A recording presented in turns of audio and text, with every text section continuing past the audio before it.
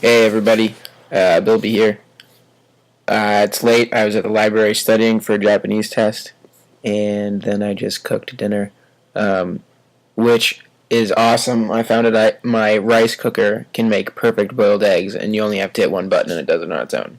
It can cook chicken that way, and it can cook all kinds of other things with one button. It just does not. It's magic. It just knows how to cook everything that you put in it.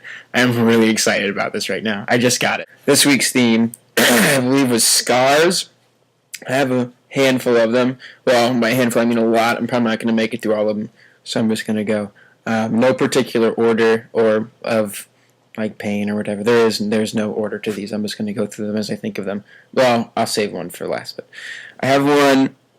It's really light. You're not going to be able to see it. Right around here, from when I was a wee lad, and my mother went into labor with my little sister.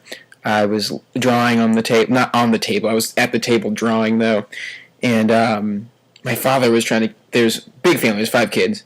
My little sister's the youngest, so there's 4 of us running around being little kids, and my dad's trying to get us all in order and help my mom. And I slipped off of the chair and stabbed the pencil that I was holding into the side of my head. One here, you can't really see it because it's no shave November beard, and my November beard is looking rather full. But I've got one about that long on my chin. You know those big water balloon slingshots for like 3-man jobs?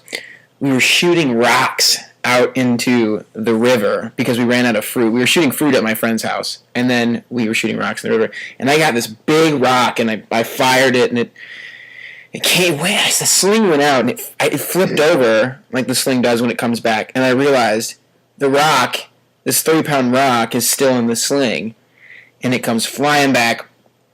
And I'm on the ground. I was sitting on the ground so like I could keep pulling it further without getting pulled back forward. It bounces right in between my legs. Dodged a bullet there. That could have been bad. And it bounces off my chest, which didn't hurt until about a couple hours later, and that was just devastating. Went through my hands. Luckily, it didn't hit me in the teeth, because that would have been awful as well. Hits me in the chin, and I didn't even realize this. I stand up, and I see blood on my thumb, and I say to my best friend and my sister, who's with me, my twin sister, "Oh, look, my thumb's bleeding," and my best friend just goes, "Oh, man, you're," and then I realized blood was just pouring out of my chin. I also have one on my back, from when I was a wee lad as well. I was at one of my parents' softball games, and there was these rusty-ass bleachers, and we were told, "Don't you play on those rusty bleachers," and, well, we were playing on them naturally, being little children, and I ran, and I jumped off the edge of one of them, and there was a large bolt sticking out, rusty bolt, and it ripped my back open, and I was probably like 3 or 4 at the time, and if that, and yeah, it was probably 3 or 4.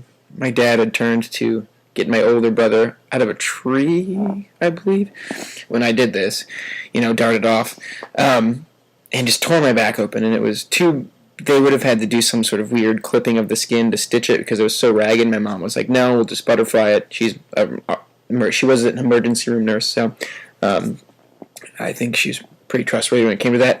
So I got this scar, which I'm not even going to turn around and show you. It's about, you can't see because of perspective. It's big. It's like probably 4 inches long, maybe 5. It's just kind of haggard-looking J.